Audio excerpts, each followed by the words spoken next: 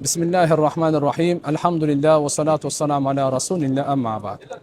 Hurmattуу mekендештер, кадырлуу мусулман бир туугандар, ардактуу көкбөрү оюнунун күйөрмандары. Биринчиден сиздердин баарыңыздарды мына эгемендүүлүк, улуу неемат майрамыңыздар менен куттуктаймын. Мынакей адамга рахмат айта албаган, Аллага да рахмат айта албайт дегендей, президентибиз Садыр Нуркожоевичке уруксат берип, мынакей көкбөрү федерациясына кайрада оюнду өткөндөгү кырсыктан кийин баарыңыздарга белгилүү уруксат берди. Буга дагы рахмат айтабыз, ыраазычылыгыбызды билдиребиз. Анан бул жердеги ислам чакырыгын айтып кетейин туугандар. Күйөрмандар эки тарап болуп, 10 тарап болуп шайтандын сөзүн сүйлөбөйлү.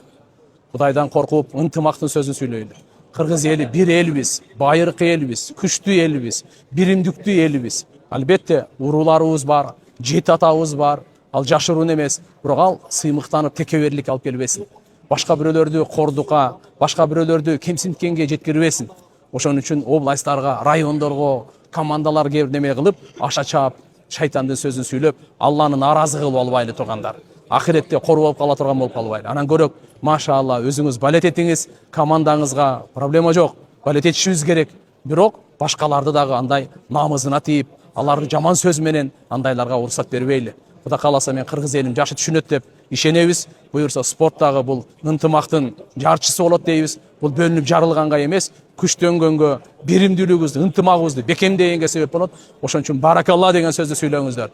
Баракалла, мына күчүнөн атасына рахмат, апасына рахмат, мына кыргыздын баатырлары деп мынандай нерселерди сүйлөңүздөр.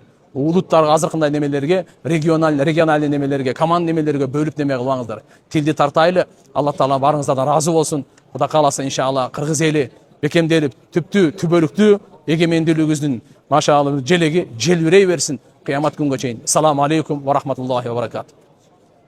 Allah razı olsun. Assalamu алейкум.